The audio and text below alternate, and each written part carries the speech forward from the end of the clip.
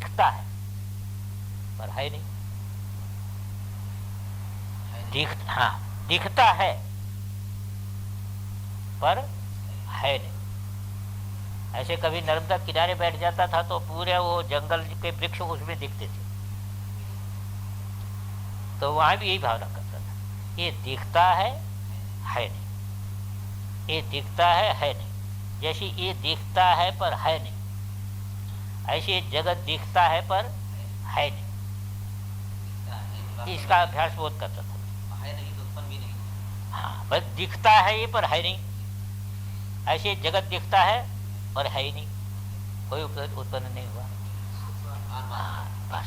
तो ये अभ्यास जो है वो प्रत्यक्ष दिखाई देता था ना, तो देखो प्रत्यक्ष दिख रहा है। प्रत्यक्ष खंबे कैसे दिख रहे हैं, एकदम प्रकाश पुंज के खंबे दिखते थे, उससे महल बना हुआ दिखाई देता था नर्मदा में।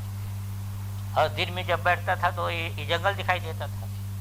तो यही भावना करता, ये दिखता है पर है नहीं। जैसे दिखता है पर है नहीं, ऐसे जगत दिखता है पर है नहीं, ये शरीर दिखता है पर है नहीं, हाँ वस्तुता नहीं है। लेकिन दिखने का नियामक, अब दिखना यह उसके अस्तित्व में प्रमाण नहीं, इतने बात नहीं था। वो अलग चीज है, वो भी साधना है, पर ये मैं बताता हूँ इस श्लोक के आधार पर। ये कहता विश्वमेतन महादेवी शून्य भूतम विचिंते, ये सारा विश्व भले ही दिखाई दे रहा पर आप भावना करो हे देवी कि ये शून्य है, ये शून्य, कुछ है ही नहीं। जैसे आजकल देखो कि पर्दे पर चित्र दिखता है पर पर्दे से अतिरिक्त है ही नहीं।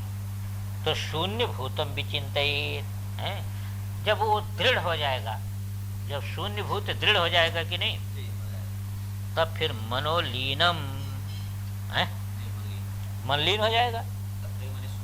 बस तत्रैव च मनोलीनम ततस्य तल्लय भाजनम, तब लय का भागी कौन बन जाएगा, आपका स्वरूप हो जाएगा है।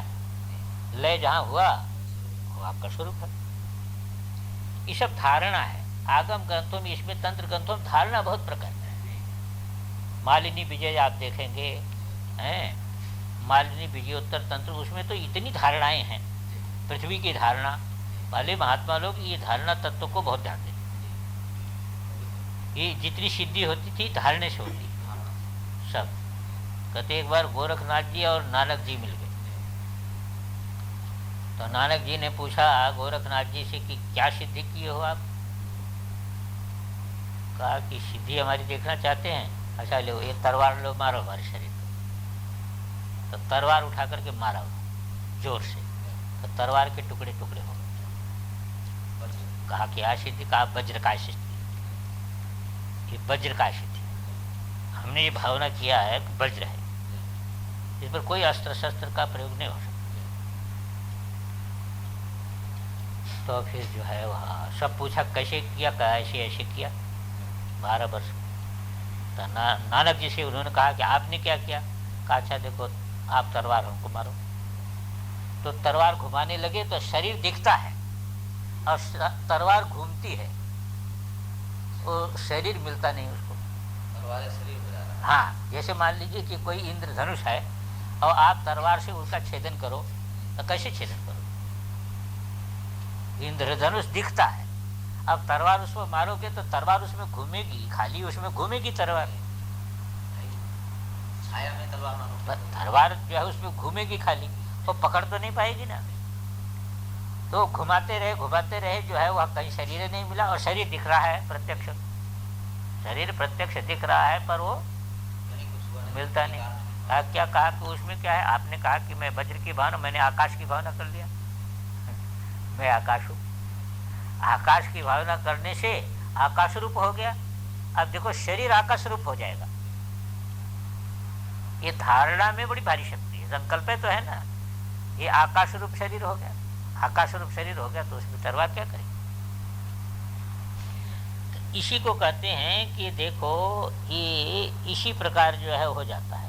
विश्वमेतन महादेवी शून्यभूतम विचिंते तत्रैव च मनोलीनम ततस्तल्लय भाजनम है। घटादि भाजने दृष्टिम भित्तिस्त्यक्त्वा विनिक्षिपेत् तल्लयम तत्क्षणात् गत्वा तल्लयात् तन्मयो भवेत्। कहते अब दूसरा देखो है, जैसे आप देख रहे हो तो अब पर्दे पर चित्र दिखाई दे रहा है, तो आप खूब पक्का बन करके पर्दे में अपनी बुद्धि को केंद्रित करो है? तो चित्र का वो बुद्धि भेदन करके पर्दे में चली जाएगी, तब आपको पर्दा ही दिखेगा। ऐसे व्यवहार भी एक खंभा है? ऐसा अभ्यास करो कि ये खंभा जो है ना, ये खंभा ना दिखा, आधार में चले जाए, खंभा जिसमें कल्पित है उसमें चले जाओ भाई। खंभा जो है ये समझो कि ये सारा का सारा जो पर्दे पर दिखने वाले जो विषम दर्पण के समान ये दिखाई दे रहा है, तो इसके साथ आप दर्पण में पहुंच जाओ, ऐसे परम शिव में पहुंच जाओ। ये जो आवरण है, नेत्र का जो आवरण है, इसका भेदन करो। जैसे क्या है कि जो कैमरा होता है, तो कैमरे से जब फोटो लेते हैं तो बाहर की फोटो आ जाती है, एक्सरे की जो किरण होती है वो बाहर नहीं छूती। हाँ, और देखो भीतर की फोटो लगी, अब बाहर का एक कपड़े फोटो उसमें थोड़ा आएगा है? कपड़े के सहित लेते हैं, ये शरीर के सहित लेते, पर चमड़ी का, कपड़े का, इसका फोटो नहीं आएगी, वो हड्डी की फोटो आएगी, समझे कि नहीं? तो उसकी किरण इतनी सूक्ष्म है कि वो इसका भेदन कर देती है, ये उसको आवरक नहीं होता है, उसकी दृष्टि होना जाती है। हाँ, वो उसमें जो किरणें निकलती है ना, वो इसका ये आवरक नहीं बनता, उसमें वो सूक्ष्म है, उसका विषय वो नहीं है, ये उसको बाधक नहीं बनेगा, तो उसको बाधक नहीं बनेगा। ऐसे हमारी दृष्टि ऐसी हो जाए कि ये जो बाधक न बने, हाँ, ये बाधक न बने, नहीं तो अभी तो नेत्र से हमारी बुद्धि वहीं हो जाती है, वहीं से फिर लौट आते हैं हम। नेत्र जो दिखाया उस दृश्य से फिर हमारी बुद्धि लौट गई, टकरा के आ जाती है। वो बुद्धि को इतना सूक्ष्म बनाना कि वो इसका भेदन कर दे, इसका लीन कुछ नहीं, इसका भेदन करके उसको ग्रहित करे, उसको पकड़े। जैसे क्या करे कि लीन का मत सोचो, जैसे चित्र का भेदन करके पर्दे कोई पकड़े तो सभी चित्रों से एक ही वृत्ति बनेगी, दो नहीं बनेगी। पर्दा तो एक है, तो एक ही वृत्ति बनेगी ना। हाँ, एक ही बनेगी, निश्चयात्मिका एक ही बुद्धि बनेगी, एक वृत्ति बनेगी। तो इसी प्रकार यहाँ कह रहे हैं कि विश्व में तन यही है ना, घटादि भाजने दृष्टिम भित्ति त्यक्त्वा, ये जो भित्ति है ना, जो भित्ति दिखाई दे रही है ना, ये जो उसकी आकृति है वही भित्ति है, ग्रीवादि मत है। तो इसको त्यक्त्वा भी निक्षिपेत्, इसको छोड़ करके अंदर ले जाओ, तो तल्लयम तत्क्षणात् गत्वा है। अब दृश्य लय हो जाएगा, दृश्य हो गया लय, क्योंकि आप अधिष्ठान में चले गए, तो तल्लयात् तन्मयो भवे। अब जब दृश्य लय हो गया तो आप तन्मय हो जाइए, हैं? जो है निश्चय हुआ उसी में तन्मय हो जाइए, तो तन्मयो भवे।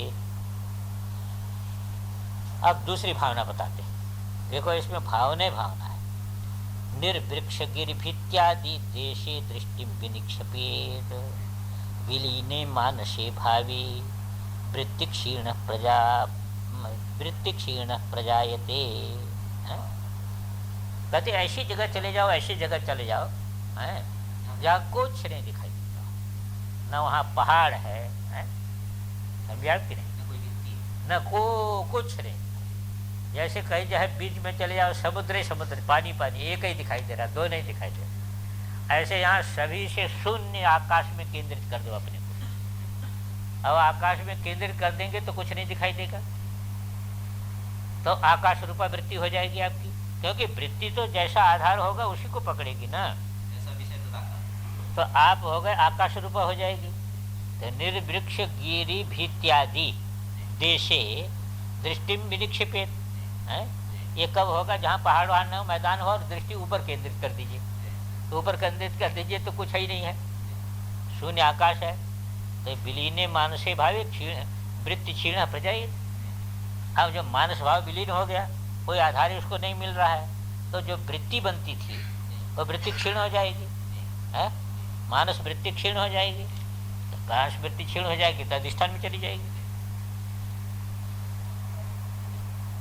कोई वस्तु न हो उसमें वृत्ति लगाओ। हाँ, उसमें लगाओ। अच्छा, कहा ये तो कभी कभी हम कर सकते हैं, पर व्यवहार में क्या करेंगे? कहा व्यवहार में भी कर लो। एक वृत्ति उत्पन्न हुई, फिर दूसरी वृत्ति उत्पन्न हुई, तीसरी वृत्ति उत्पन्न हुई, सवेरे से शाम तक और क्या हो रहा है?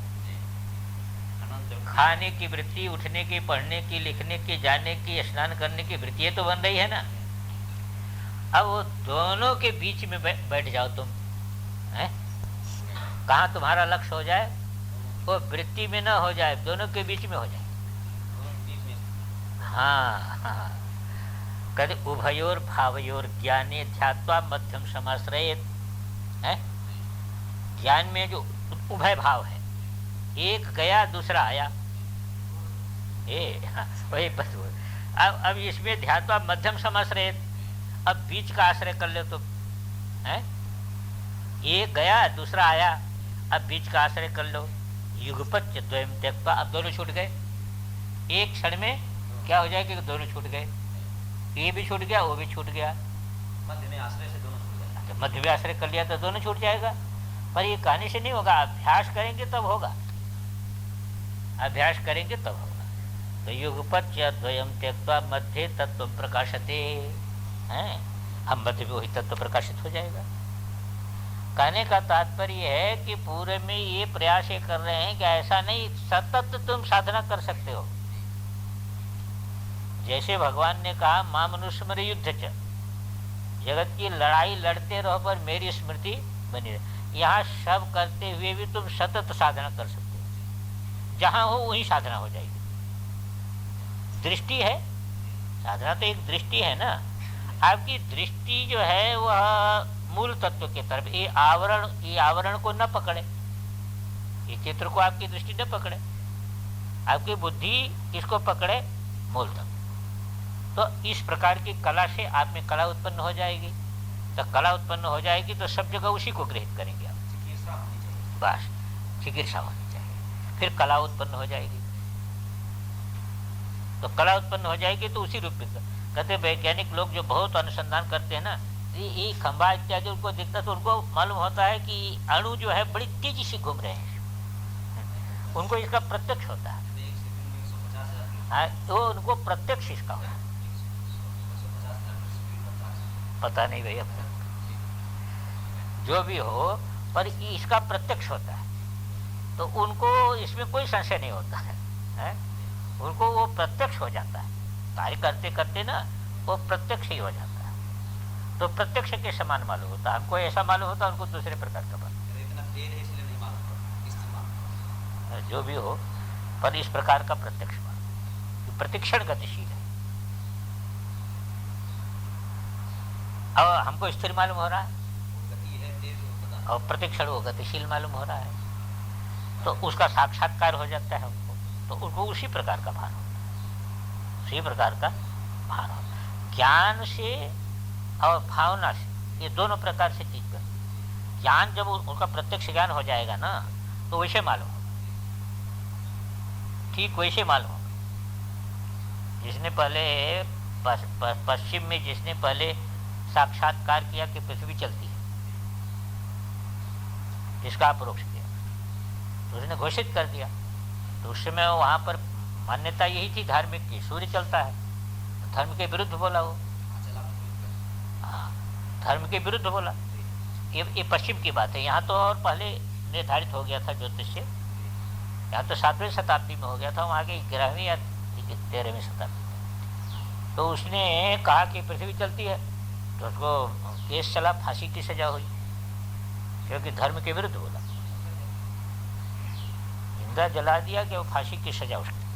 तो उसको कहा गया अभी तुम माफी मांग लो, कह दो पृथ्वी नहीं चलती है, तो तुमको छोड़ देगा। तो उसने कहा कि देखो हम लिख भी दें पृथ्वी नहीं चलती है तो भी वो चल रही, मैं क्या कर सकता हूँ।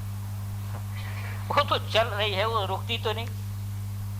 भाई जो अनुभव हो जाता है व्यक्ति को ना, आपसे कोई जबरदस्ती गला पकड़ के लिखा दे कि लिखो काली गाय का दूध काला होता है, सफेद गाय का सफेद होता है, आप भय से लिख भी दे तो आपका अनुभव नहीं कर सकता। अनुभव में ही अंतर होता है। भावना तो अभावना से कट जाती, तो अनुभव को आप स्वयं चाहे तो नहीं काट सकते, भावना अभावना से कट जाएगी। लेकिन यदि आप स्वयं चाहें तो अपने अनुभव को उसको नहीं काट सकते। जब तक प्रबल कोई अनुभूति से बाधित नहीं होगा तब तक नहीं कर सकते, तब तक हो। तो उसने कहा कि हम लिख भी दें तो पृथ्वी का चलना तो बंद नहीं होता, तो मेरी कहने से क्या बंद होगा, वो तो चलती रहेगी, तो उसको फांसी की सजा।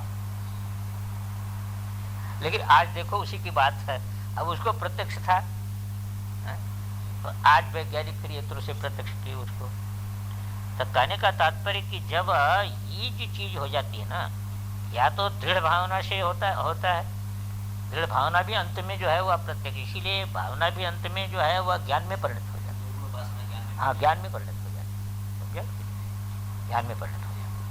और ज्ञान भी जो है वह हृदय में भावना में स्वीकृत होता है, पहले स्वीकृत होगा तभी पे उसका जो है अपरोक्ष श्रद्धा, इसीलिए श्रद्धा तत्व, श्रद्धा में स्वीकृत होगा माने अस्ति, पहले कहते है, ये श्रद्धा से स्वीकार करना पड़ेगा। विचार अच्छा है, हाँ, श्रद्धा है, इसलिए जो है वह पहले अस्ति है ना, उसमें उपलब्ध, तब तत्व भाव प्रसिद्ध है, तो ये श्रद्धा से गृहीत होता है। तो दोनों जगह दोनों की जरूरत पड़ती है, क्योंकि बिना उसको पूरा नहीं होगा। वहां पर पहले श्रद्धा से गृहीत कर लेंगे, फिर जो है उसका जो है अभ्यास करेंगे तो अपरोक्ष हो जाएगा। और वही अपरोक्षता वो श्रद्धा के अंदर ही आ जाएगी, समझे कि नहीं, स्वीकृति हो जाएगी ना।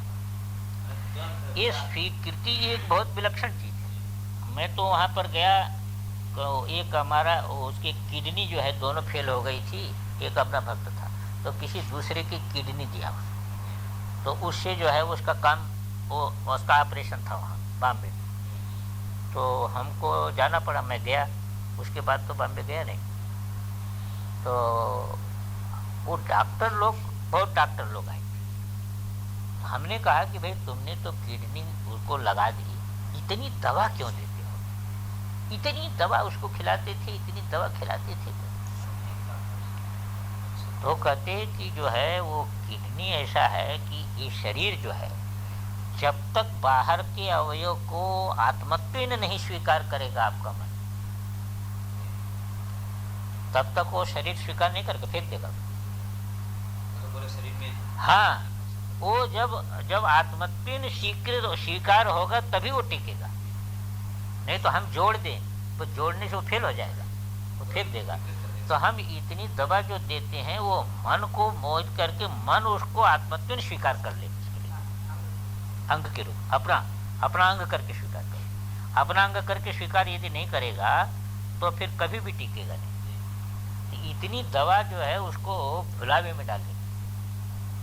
हमने कहा ये देखो भाई, ये भी यहाँ बिना बर के नहीं, वो भी नहीं जो है वो फेल हो जाता, कहते फेल हो जाए। तो विलक्षणता है ना, तो भाव शक्ति पकड़नी चाहिए ना, तभी होता है।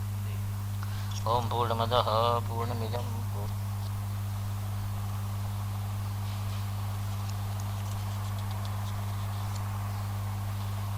ये हो गया था ना, उभयोर भावयोर ज्ञाने ध्यात्वा मध्यम समाश्रय, एक ज्ञान हुआ, अब दूसरा ज्ञान होता है, अब उसके मध्य एक ज्ञान हुआ, क्योंकि वृत्ति ज्ञान में यही है, एक ज्ञान हुआ वो लीन हुआ, दूसरा ज्ञान उद्भूत हुआ, उसके मध्य को आश्रय ले, मध्य, अब फिर जो है वह उसको केंद्रित होकर के दोनों को छोड़ दे, दोनों छूट, दोनों का जो है वह दोनों छूट गए।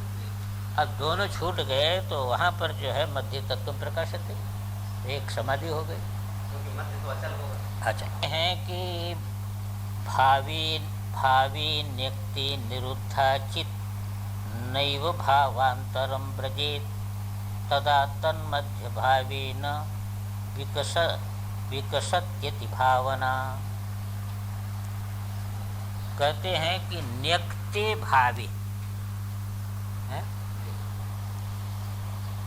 न्यक्ते भावे जैसे क्या है कि कुछ पदार्थ तो हमको ये दिखाई दे रहे हैं, पर अदृष्ट जो भाव जैसे अविष्णु है, शिव है, अब अदृष्ट है, हमने देखा तो नहीं है ना। अब आजकल तो फोटो बना देते हैं, अपने अपने ढंग से फोटो बना दिया, बना दिया, परंतु वो भाव जो है वह कैसे हैं? वो छिपे हुए भाव है, अव्यक्त है।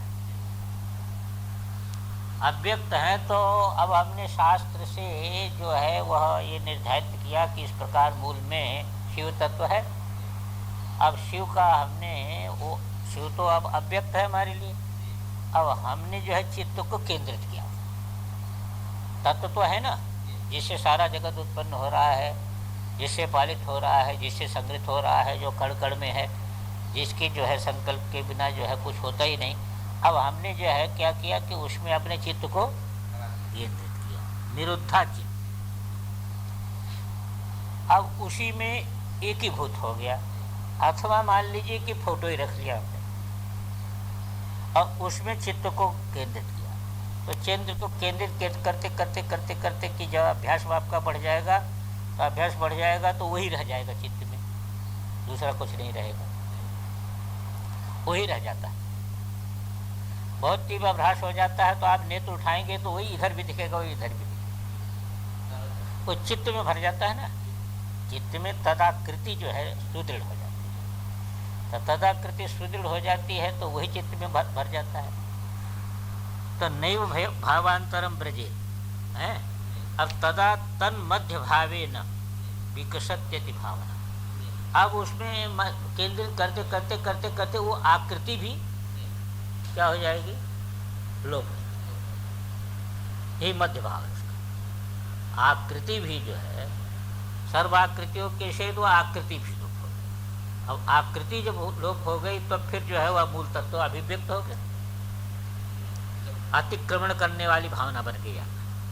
नाम रूप का अतिक्रमण करने वाली भावना बन गई, शिव तत्व प्रकाशित हो गया। अत्यंत चिंतन से वो भी हाँ, अत्यंत चिंतन करते करते, क्योंकि वो चित्त जहाँ एकाग्र हुआ ना, एकाग्र चित्त हो जाने पर उसको भी छोड़ देता है, क्योंकि उसका भी स्वरूप तो निराकार है। निराकार है। इसलिए अपने स्वरूप इसको इसमें कहा ना कि ध्यात्र ध्याने, योग दर्शन में है ना, ध्यात्र ध्याने परित्यज्य क्रमाध्येयैक गोचरम। अब ध्याता भी छूट गया और ध्यान भी छूट गया, अब ध्येय मात्र रह गई वृत्ति है।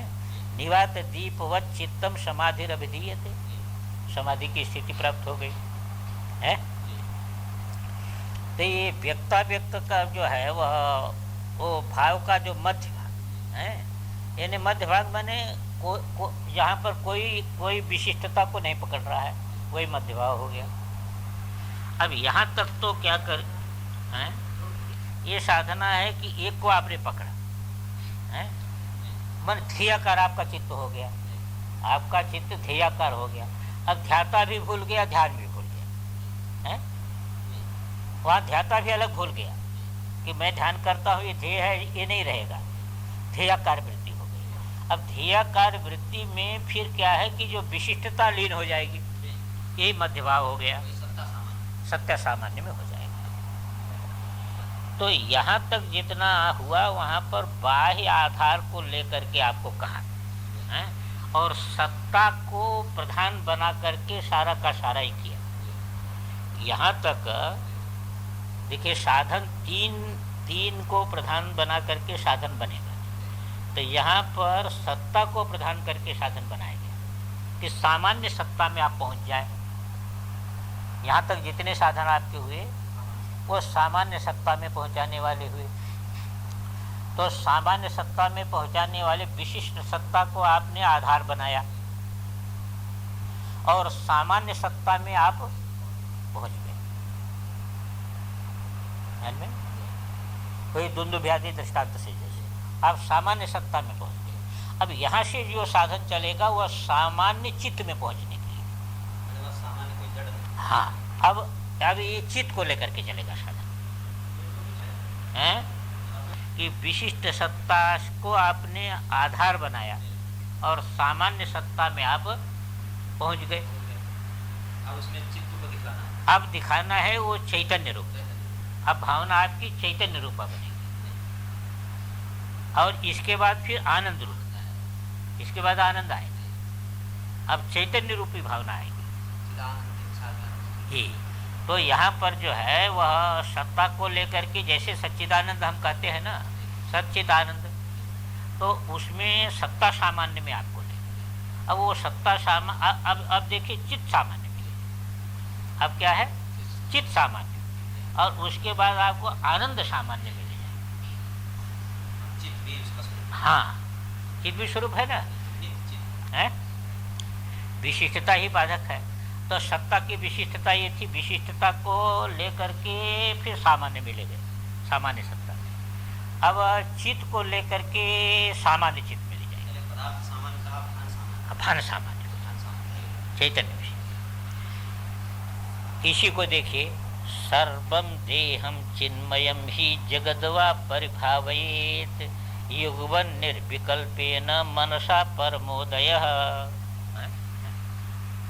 कहा कि आप ये देखिए कि एक श्रुति कहती है कि सदैव सौम्यदमग्रासित एकमेवा द्वितीय, तो चैतन्य से भिन्न कुछ है नहीं।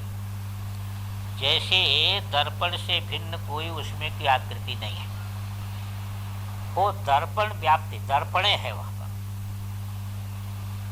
इसी प्रकार चैतन्य घन जो परमात्मा है वह परमात्मा में सारा जगत प्रतिफलित है आत्मा में, इसलिए चैतन्य से भिन्न है नहीं।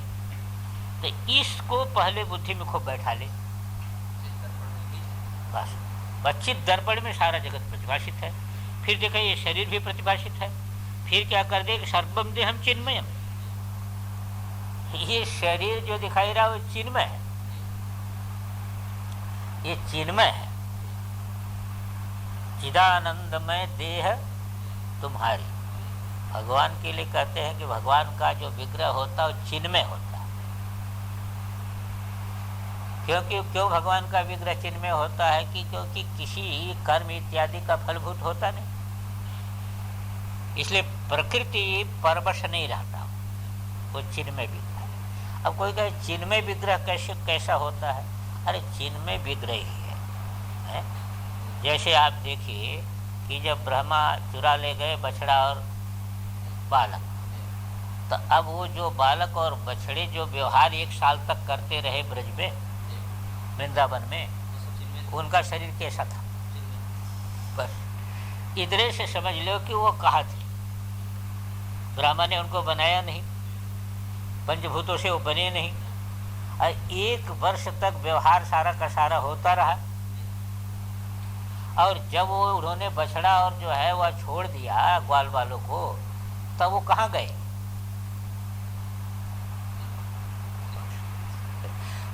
वो थे उसी जो है वो भगवत संकल्प में जो है वो चिन्मय थे। उनका स्वरूप जो है दूसरा, वो जो है वह चिराकाश के आश्रय जो भगवत संकल्प था वही चिराकाशी भाषित होता था, कोई स्थूलता नहीं थी।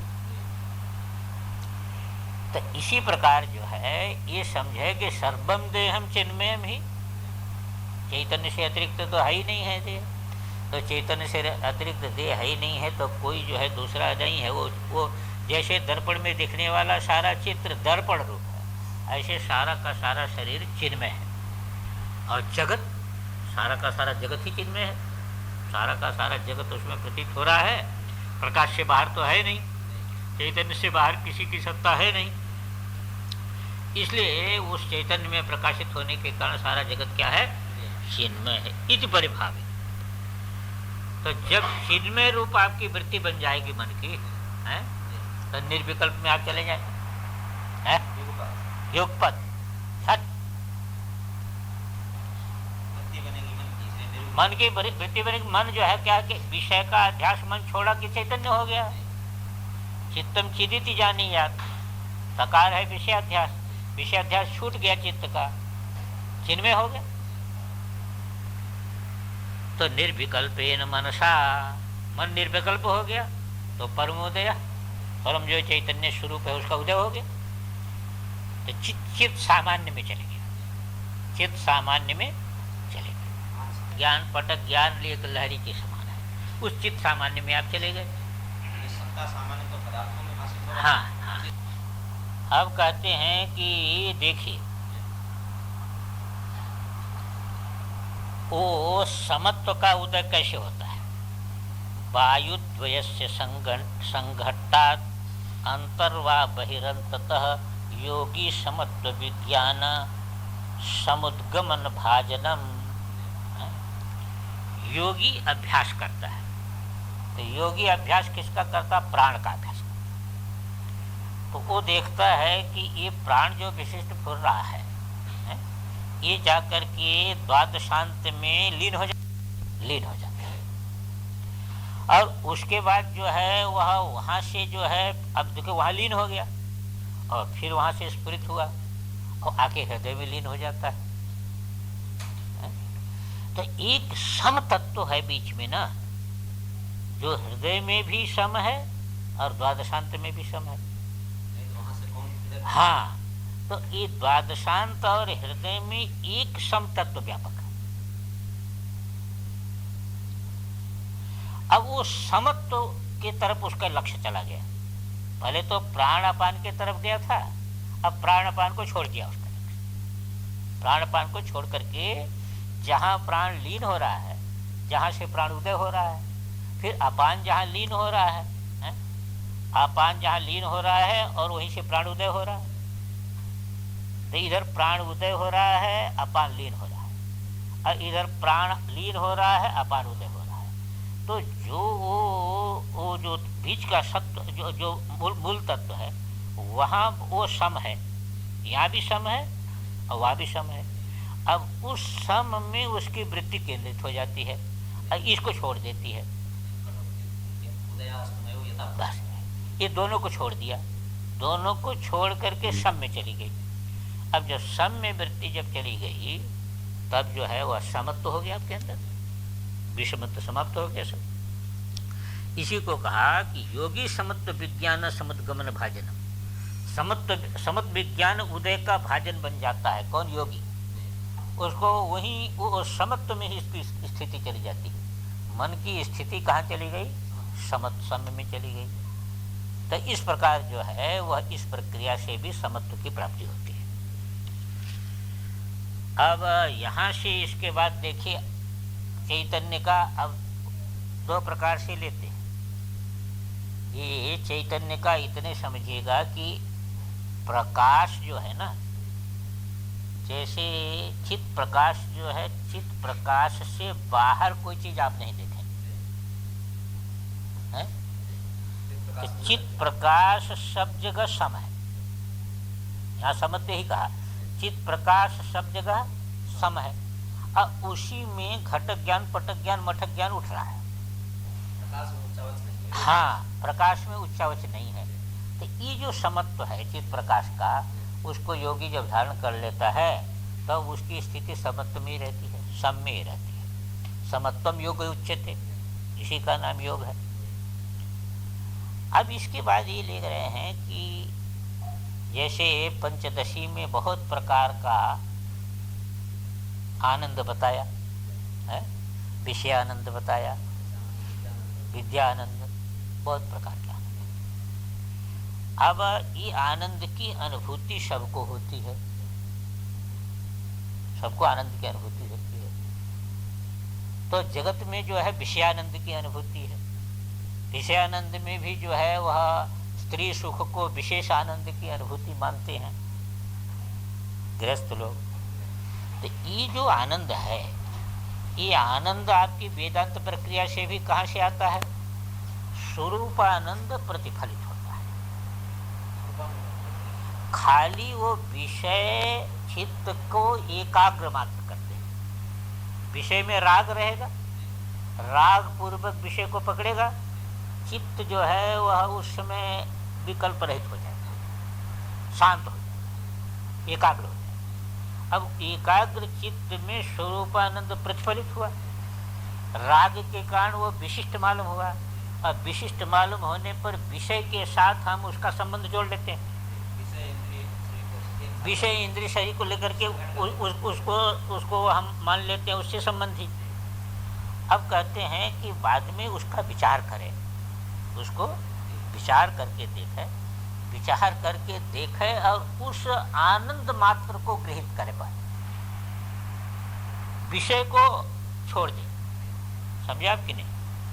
विषय को छोड़ दे, शरीर इंद्रिय इत्यादि को छोड़ दे, वो आनंद मात्र को जो है वह पकड़े, दोनों को छोड़ दे। और उस आनंद मात्र में जो है चित्त को इस ढंग से लगावे कि विषय सब खत्म हो जाए, तो वो सामान्य आनंद में आपको जो है वह प्रतिष्ठित है। यहीं पर जो है यही आगम का जो है ना, बाकी सब प्रक्रिया तो वेदांत में भी चलती है, ये प्रक्रिया जो है ना, इसको आगम ने इसको भी साधन रूप में लिया। इसी को कहा कि पहले क्या करे, देखो, सर्वम जगत स्वदेहम वा स्वानंद भरितम स्मरेत युगपत स्वामृते नैव परानंदमयो भवेत। ऐसी भावना करे कि एक जो है वो चैतन्य जो था ना, जिसको सत करके कहा, जिसको चैतन्य कहा, वो आनंद स्वरूप है। वो क्या है? आनंद घन है। एक आनंद घन जो है वह तत्व जो है ना, जैसे उन्होंने कहा ना उसमें कि आनंद सिंधौ सर्वोपि लोको मग्नोपि,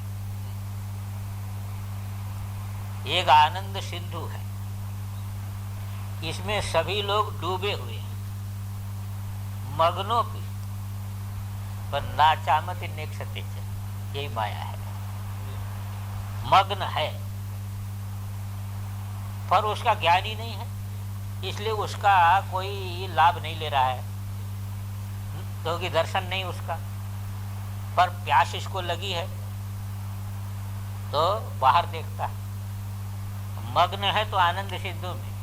अब एक कल्पना से बाहर कर दिया तो बाहर देखता है तो भवाम्बुराशो रमते मृषैव, बाहर जो है रेगिस्तान के जल के समान ये भवाम्बुराशी है, तो सोचता है यहाँ से हमारी प्यास।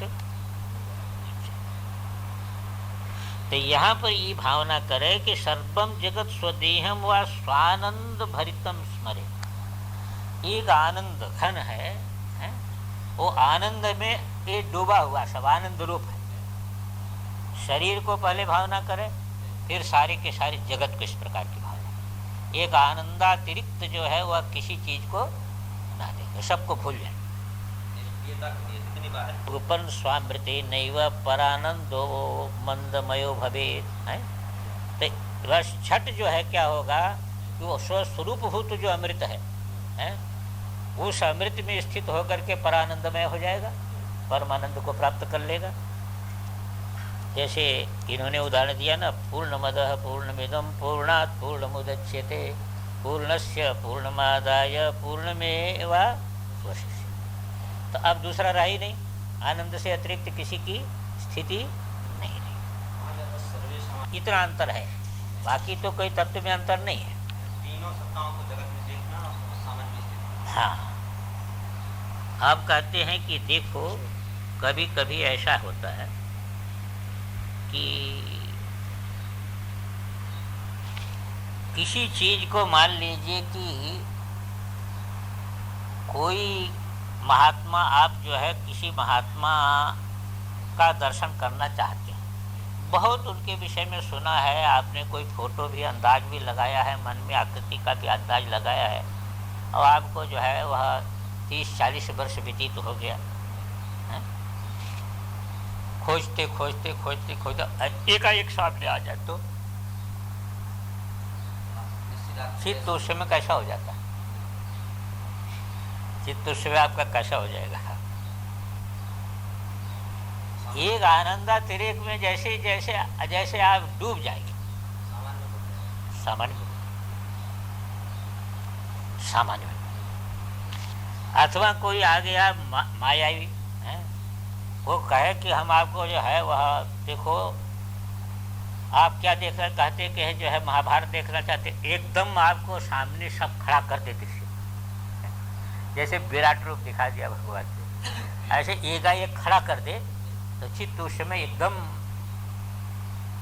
आश्चर्यान्वित होकर के समाधिस्थ हो जाता, एक क्षण चित्त की स्थिति ऐसी हो जाती। अरे अर्जुन डर गया, बाद में पहले स्तब्ध हो गया होगा, हो गई।